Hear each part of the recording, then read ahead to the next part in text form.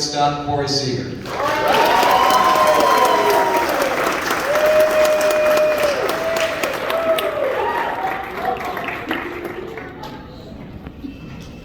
Hello.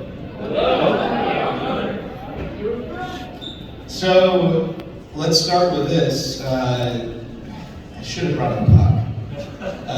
You dropped the puck at the Stars game. So I know when people throw out the first pitch, they'll go and they'll practice. Did you have to practice dropping the puck? How'd that go? I actually did, and I made him walk me through it like 3 times because I really didn't want to screw it up. Yeah, I'm not great with like in front of everybody and by yourself, and I really didn't want to. So we literally sat in the back and practiced. Yeah, it was the whole thing. And was it a good drop? I mean, was it? I didn't get yelled at, so I'll take it. You got a nice Stars jersey out of it? I did. Yeah, it was a lot of fun. You know, we got to kind of have a bunch of guys out there and sit sweet and all hang out and kind of watch the game. It was cool. Can you skate? Never tried. Never tried? No, never tried. Okay, all right. Roller skate, but not ice skate. Did you play like roller hockey, or was it like hold hands and go around the rink and roller skate? Roller hands. Okay. Yeah, or I could probably balance myself on somebody else. All right, so off season, highlights, things you enjoy doing? We had 5 weddings this offseason. So our first like month and a half, we were pretty busy with weddings, which was great. You know, 2 of them were my best friends from high school, so got to go support them. Then a couple Rangers guys, and then finished off in Hawaii was the last one. So we got to vacation a little bit. So it was a good off season. It was busy. It was fun. Ready to get started. And you had your anniversary this off season. Yep. 2, 3? 2. 2. Round of applause. 2 years in marriage. That's awesome. You'd agree your wife is the real MVP. 100%. Yeah. She's the boss. She's the MVP. She's the everything for sure. Do you remember the anniversary, or is it one of those things where she's got to like nudge you, like, "Hey, anniversary's coming up," or are you good with dates? No, yeah, that one I'm not gonna screw up. I know better than that. You know, there's gonna be some things I've messed up though. That's not gonna be one. It's probably good. Yeah. All right, so off season, really exciting. You were on the other side of it last year, where you were one of the guys that people were just jumping up and down and pumping their fists about coming here. Now you got to be on the other side where you already are here, and you get the news of all these additions on the mound. Jacob deGrom being the first and the biggest. What was your reaction? How do you learn about this sort of thing, and how did you respond when you found out? Probably not allowed to say how I responded, but I was extremely excited. It almost didn't feel real, you know, like kind of when I signed it doesn't really like set in with you, and I kind of got chills immediately knowing on the other side of facing him what he's capable of and what he can do to really change an organization, change your young pitching, all that stuff. It's exciting to see where he takes that, and then to follow it up with Heaney and then Evaldi, like we had a great offseason. That's what we needed. It was a big part of what we were missing last year, and to have those guys come out and expect to win every night and know that you can win with those guys on the mound, it's gonna be a lot of fun. So with any of those guys, what's the process like? Do you, if you don't have it already, you get their number and like welcome them? Do you just wait to meet them at a gathering like this where everyone's in town? How do you go about introducing yourself and developing a relationship with your teammate? You reach out through text message, give them a call, just kind of welcome them. Hard to get to know somebody through text message, like on our aspect. So I ran into Evaldi for the first time here a few minutes ago, so it's nice to kind of catch up with him. I played with Heaney, it was 2013 in the fall week, so I knew him a little bit, so easier to reach out to him, but I was here on the ground signing and kind of got to talk to him a little bit. So all great guys, all great teammen, all great competitors, so we're all really excited about that. Did you have a relationship with Bruce Bochy before him coming here to be this team's manager? I know he was across the field. We were enemies. Yeah, you guys were bitter rivals when he was with the Giants. And I think Rangers fans maybe feel similarly, because he was the manager in 2010 when it didn't go so well. Yeah, for you. Absolutely, all for you. Yeah. All the best, right? So how do you go about developing that relationship with the new manager? Same thing, I got on the phone with him a couple times, just kind of introducing ourselves, and we actually had dinner a few weeks ago, kind of just pick each other's brains, get to know each other, you know, see where he's coming from, see what he expects from me, what I expect from him, just what I thought of the organization, where we can go, what we do good, you know, just get to know each other. You got to know the human, you got to trust the human to follow him, right? He's a leader of men, and you got to know him before you can follow him. You guys both love country music. Yep. Did you talk about that? No, we were so engaged in baseball that we didn't even get to that part. But same thing. He's a big fan. I'm a big fan, and I'm sure we'll run into that topic soon. One of the things that really stood out to me about you last year was your commitment to hitting. And not to say that there is a lack of commitment to the other parts of the game. You have this incredibly unique focus on, I would even say, the art of hitting. Not just going and seeing the ball and hitting it, but understanding your body, understanding how your body works, so that you can hit any pitch, any speed, any situation. Where does that come from? Well, where does your love of not baseball necessarily? We know that it's a fun game, people love it, but specifically the art of hitting and becoming a student of hitting the way that you are. There's just nothing better than hitting the ball in the gap, right? So you fall in love with that first, and then my dad was extremely simple. He was a guy that you hit where it's pitched. No matter speed, location, you know, that's kind of what you do. So that was kind of the foundation of how I've always thought about it, right? So then you get into pro ball and you start learning more about body and where it needs to be to have that effect and be able to do that. And then just kind of became obsessed. You know, it's something that I love. It's my favorite part of the game. It's like I said, there's nothing better than hitting the ball in the gap. So it's one of those things that I've just ran with, and it's how I prepare for the game, and it's how I get ready, and how I feel like I'm going to be ready to go every night. So it's something that I did a deep dive in. Are you everyone's different, right? Are you someone who loves to talk hitting with other people, or is it one of those things where my body, my swing, my approach, I'm Corey Seager, and what works for me is not necessarily going to work for everyone. Doesn't mean I'm wrong, they're right, or vice versa. Or do you enjoy sitting and talking to a group of people about hitting and understanding their thought process and their philosophies and sharing some of yours? I would say I'm definitely more of a guy that asks questions than is going to go up to somebody. Like you said, it's such a unique thing, right? Like thought process can mean two different things to me and you. So when you start talking about how I feel like I'm doing something is not actually what's coming out. So that's where kind of lines and stuff get crossed just mentally, right? So there's aspects that everybody knows they're doing, and they get to it in different thought processes. So that's something that I don't like talking about, because you don't want to screw up that guy, right? Like, this is how I do it, this is what gets me to this spot. I know I'm not actually doing it this way, but it's how I get to this angle, whatever you want to say. And it's more of trying to figure out how they do it, to where you can now relate it to how you are using it. So it's a hard process to get to, and it takes a lot of time, and you gotta really sit down with somebody. I don't like just going up in the cage and being like, hey man, like try this, because you can screw somebody up in a hurry that way, you know. Then they stop doing what they need to get to that spot. So it's something that's really fun when you do get into it, but you try and not screw somebody up more than trying to help.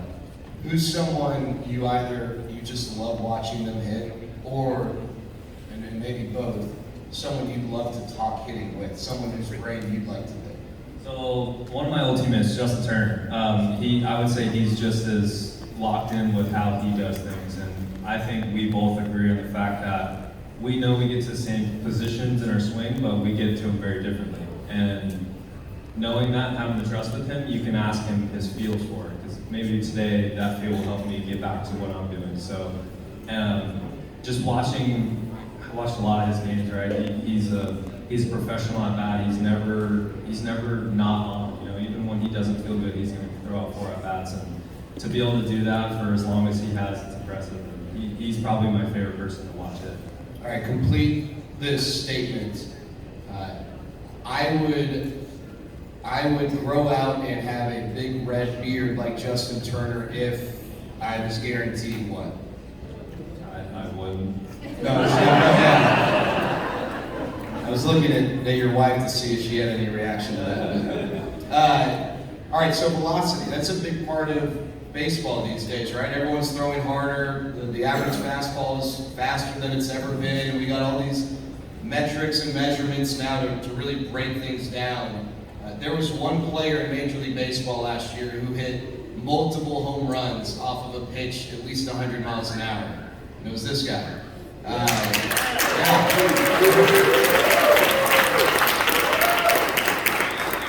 don't want to put you on the spot. Do you remember those 2 home runs? I remember one. I think one was in Baltimore. I don't remember the other one. Yeah, one was in Baltimore in the 9th inning too. The other one was a week later here against Joan Duran and the Twins. Obviously, you hear a lot of people say, well, it's not just about throwing hard, and it's not, but there's a lot of data out there. It's not easy to hit for power against a guy throwing 100. What is your approach when you go up, or when you go into the box and you know the guy's got that in his bag of tricks? You obviously don't know he's going to throw that pitch. You got to prepare for a 93-mile-an-hour slider or something, ridiculous that we didn't used to see. But what's your approach when a guy's got that in his bag? So, as complex as I get mechanically, my approach is about as simple as it gets. I literally just try and swing strikes. So I'm always on a fastball speed. So if you can get on time with a fastball, I believe that my mechanics will be able to hold to adjust to other speeds. So as deep dive as we can go mechanically, philosophy-wise, it's as simple as it gets. Be on time for a heater at all times and just try and swing strikes. So as long as you're on time for the hard one, you should be able to hit everything else. All right, the defensive side. You're a taller shortstop. You've spoken about the importance of your lower half because of that. And we were, I think in Houston, Steve Sparks, who, the former pitcher, broadcaster of the Astros, said that he thought your footwork is as good as anyone's in baseball in the infield. Yeah, where does that come from, and how do you work on your footwork? It's easy to say, I gotta have good feet, but how do you get stronger, your arm strength, this and that? How do you work on your footwork? So that kind of goes back to my dad. He was very basics, right? Like he believed in basics, which couldn't agree more, right? You have to build a foundation before you can build off of it. So he was very simple, right? Like always square your feet back up to where you're throwing and always try and gain momentum or gain ground that way. And when I first signed, I'm obviously a long reliever guy and never really thought about what that causes. And I got in between on a lot of hops just for being so long, being so, kind of got to get down lower, that I had an infield coach talk to me about foot stride and shortening everything up to be able to play like a smaller guy, which was extremely helpful, right? Now you have more ability to adjust. You're not caught being too long. You always have the ability to kind of change directions, and that cleaned up a lot for me. So already having the basics of trying to gain ground, trying to always move back towards where you're throwing, to now shrinking it and have the ability to move different directions faster and easier was a big difference. All right, on the subject of being tall, we have something in common. Yeah. I am the tallest of my brothers. Yeah.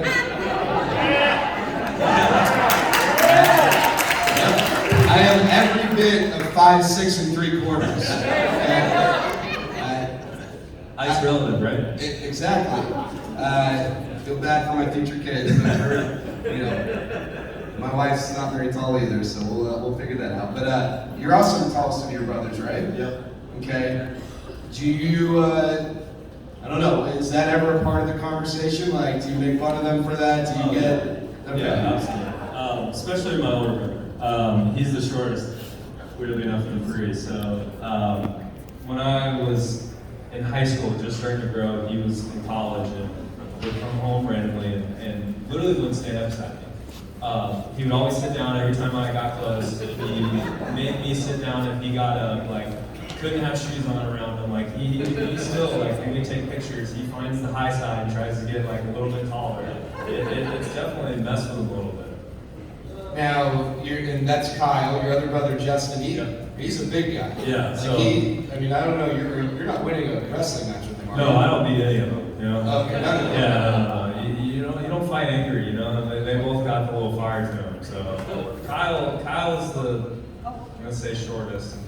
He's not gonna like that. He's the shortest. It's objectively speaking, Yeah, he's the shortest. right, yeah. And Justin's, so it's basically 6 foot, 6'2", 6'4", and Justin is the guy who loves working out. So he's always been the strongest, and yeah, they beat me up. Let's put it that way. I got beat up a lot. It was good. And I deserved it probably, but yeah, you poke the bear, you lose. You know. So. I'm sure you deal with this all the time. Speaking of taking pictures, I was at a wedding and we had a lot of experience with that, it seems like. Yeah. And there's a group of like 10 couples, and all the guys and girls got together, took a picture, and the girls were all in front and the guys were in the back, and I was the only guy. You couldn't see my face. I was covered up by everyone in front of me. So, I gotta find the high side. I need to talk to your brother about how to avoid that. Hey, he's good at it too. Yeah, he's excellent. Yeah. You know what the best story about the high side is too? When he was playing, he never walked on the mountain. He wouldn't do it. So when there was mound meetings, he was always like below it, so you couldn't tell. If you got up on the same level, people would tell the difference. He never stood on the mountain. It was funny. That's amazing. I did not know that. All right, so 3 brothers, 3 boys. How much fun was that growing up? And what are some of what's a good Seager brothers story that you think about from time to time? Yeah, it was a lot of fun.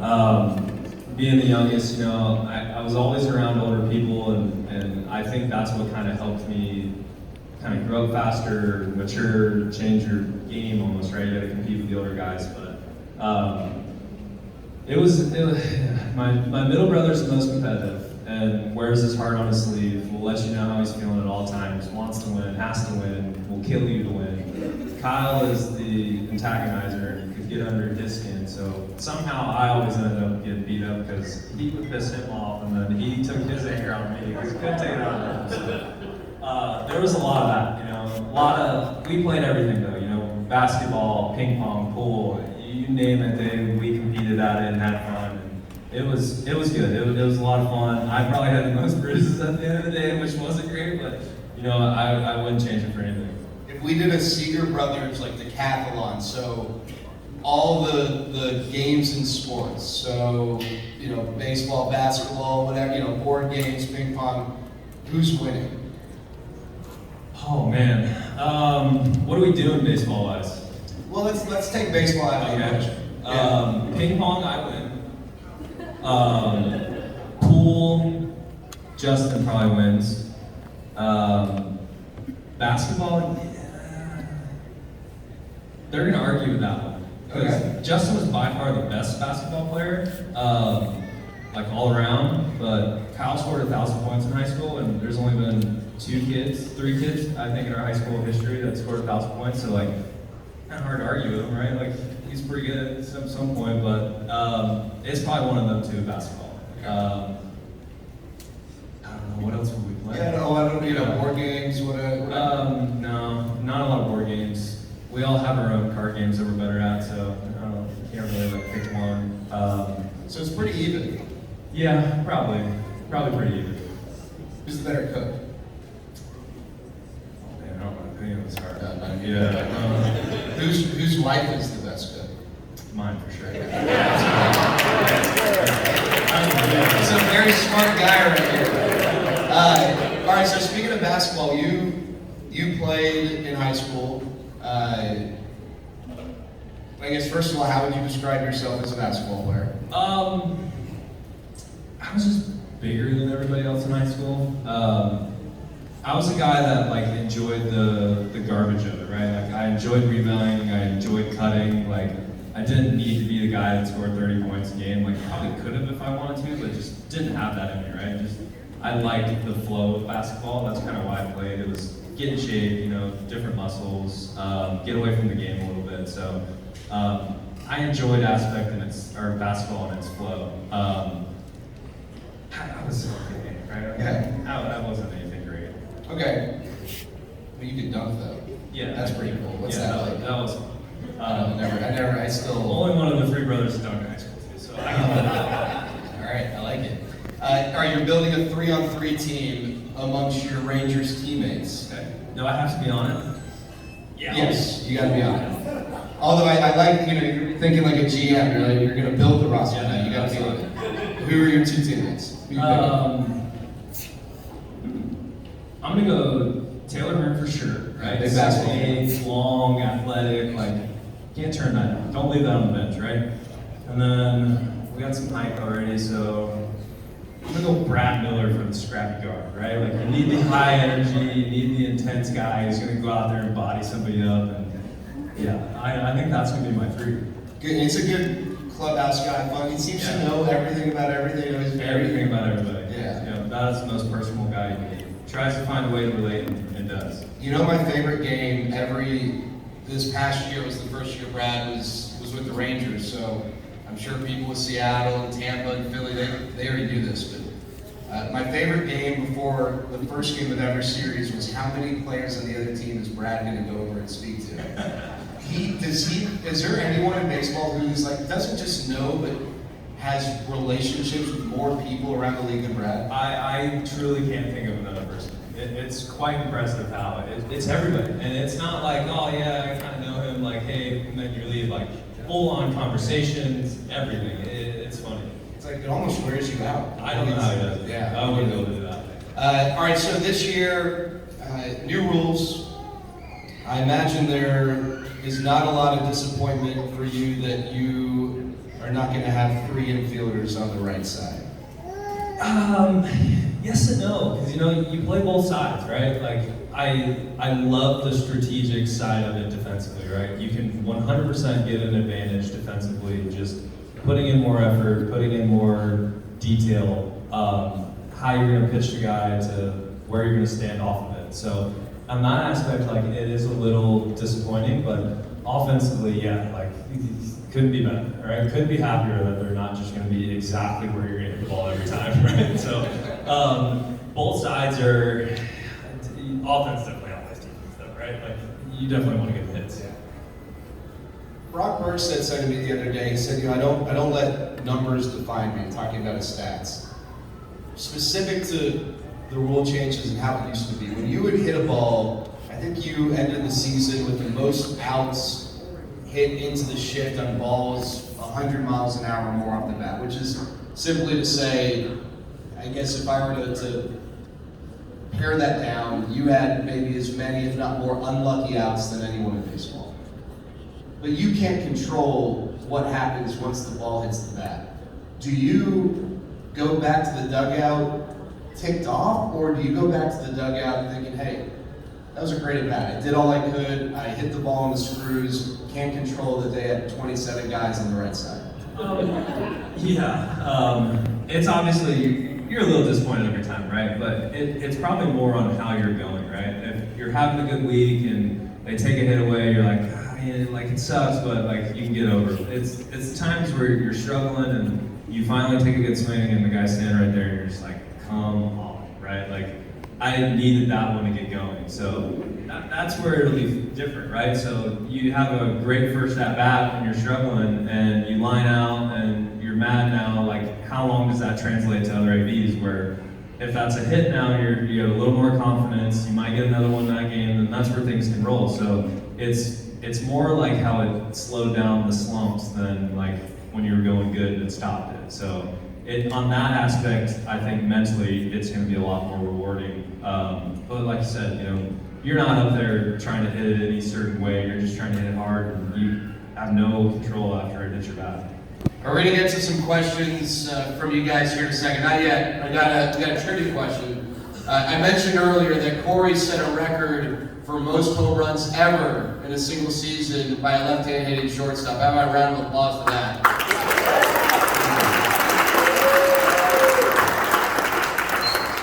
Corey also, before setting the record, became the second left-handed hitting shortstop to just get to 30 home runs in a single season.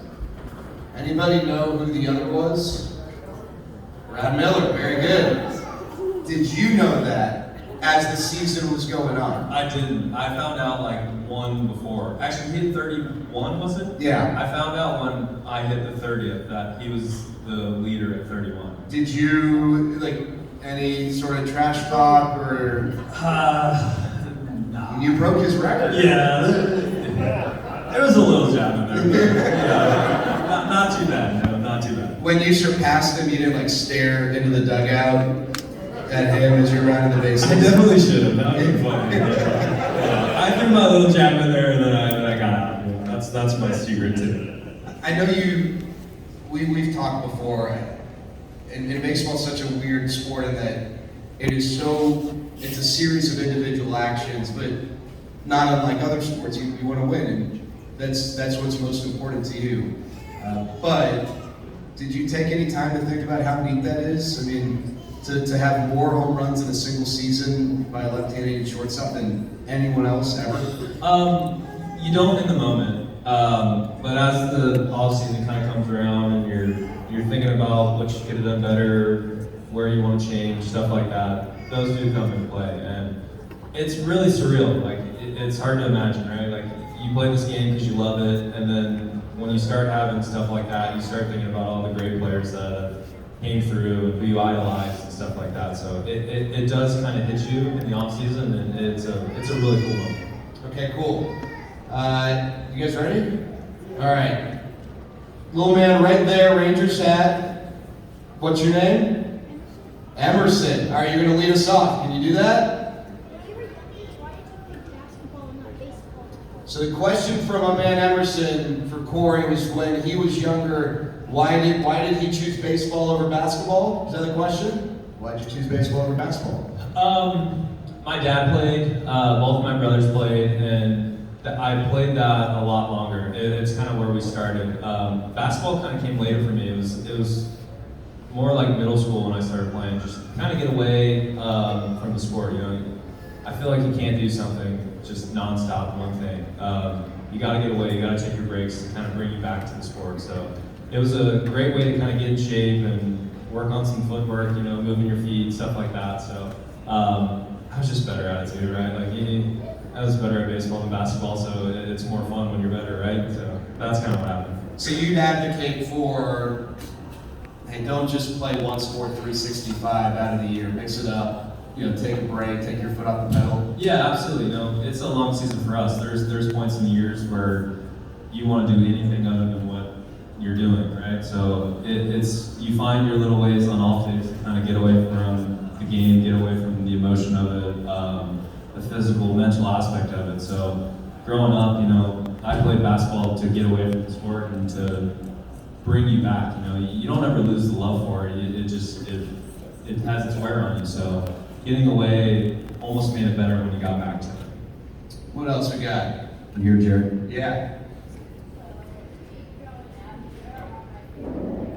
Awesome. I was a Seager guy. Both my parents are from upstate New York, and I love the way he carried himself. It's hard to argue with how much he won, you know, in a big city like that, to be able to have the career he did and play from one team. He was definitely my guy. You meet him at any interaction? No, that story, yeah. You're bringing up bad memories. Okay, I should ask that. No, it's more my fault, right? So my brother played, and my brother's All-Star game was his last one, and I played the Futures game before, and they let me stay to watch his All-Star game, which was really cool. And we were kind of standing outside the clubhouse waiting for him to come out, and Jeter walks out, and I'm literally right beside my dad. Dad sticks out, shakes his hand, congratulations on your career, you know, like, awesome career, blah, blah, blah. And I just absolutely froze. Like, couldn't reach out, couldn't say a word, and then he was gone, and I looked at him and was like, dude, why didn't you help me? Like, I'm standing right here. Like, so I still technically haven't really met him and shook his hand, so it's a tough story for me. Griffey was my guy growing up, and I had one chance to meet him, and same thing. I mean, I at the old ballpark, it was his last year. He came back to play for the Mariners, and he ended up retiring in the middle of the year. and I go down the elevator, I think to go in the field for batting practice, and for whatever reason, he had no reason to ever be in that area. He was right there, and I had my chance, and I think I just stared at him. Yep, that's exactly what I Like did. he watched Walked like, a long way. yeah. I mean, he's like, what? I think I was in his, I think he actually had Definitely asked felt your eyes too. Yes, you know? yeah. I know he felt me looking at him Yeah, too. I think about that all the time. All right, we got someone with a mic over there. What position did you play when you were younger? So I actually started as a second baseman, and then when I was 12, I think, is when I moved to short. And funny enough, it was my buddy that I grew up playing with played short, and we flip-flopped, and that's kind of when I started. That's since I've started playing shortstop. Yeah, 12. Hey, quick round of applause for Chad. He's got the mic working hard over there. And I'm doing this because I'm about to ask Chad, can you go to the, I want to give some love to the people in the back. I'll take, while you do that, I'll take one more question here, then I want to, yeah. While growing up, who inspired you? I would say my dad and my brothers were probably the biggest one. You know, when you're young, you know, you always want to be like your dad, your older brothers, and I basically every weekend I spent at a baseball field watching them, and that's kind of where the love came from me. All right, Chad's gonna go to the back, yeah, right here.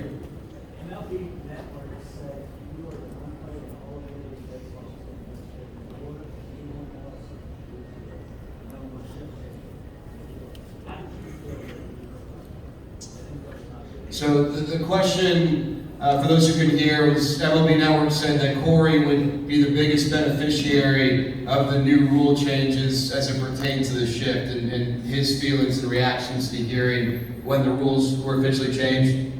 Yeah. I think it goes back to what we talked about before. You know, you understand the defensive side, enjoy it, but offensively, it's gonna be really nice, right? Like you hit a ball, and especially on the line, you know, you want to get rewarded, and when that guy's standing there, you can't hit it past them. They're just right there, and no matter where they stand, they can always catch it. So it's going to be extremely rewarding for sure. With the mic, who is your favorite teammate? Yeah. Right now or ever? Right now?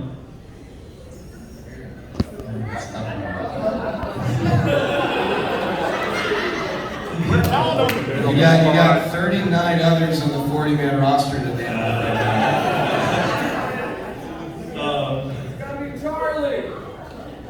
Yeah, Charlie was a good one, that's for sure. You're really close with Brad. Right, yeah. That's the problem, you know. There's so many. You are. You're close with pretty much everybody. You know, you're around them for 180 days. You know, you can't really pick one. You know.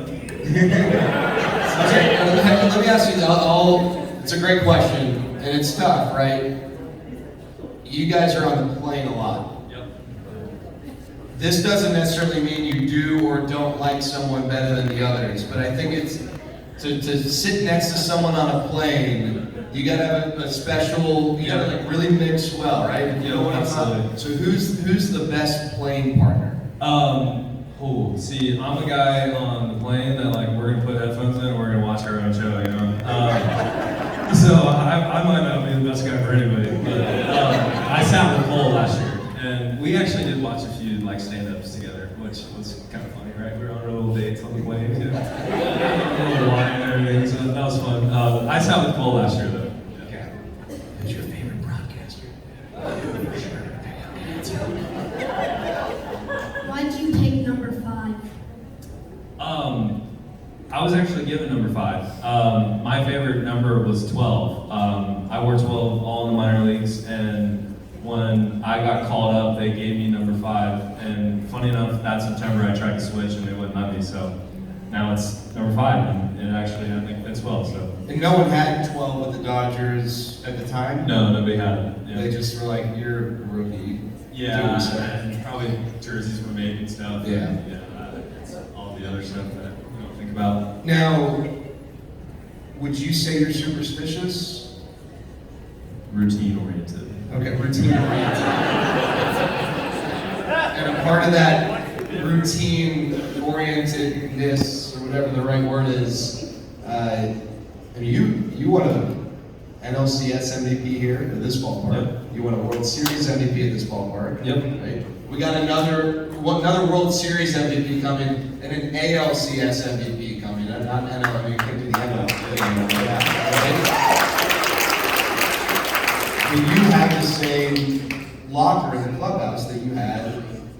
I did. And is that coincidence or is that being routine oriented? That might have been a little superstitious. Okay. All right. Red, yeah.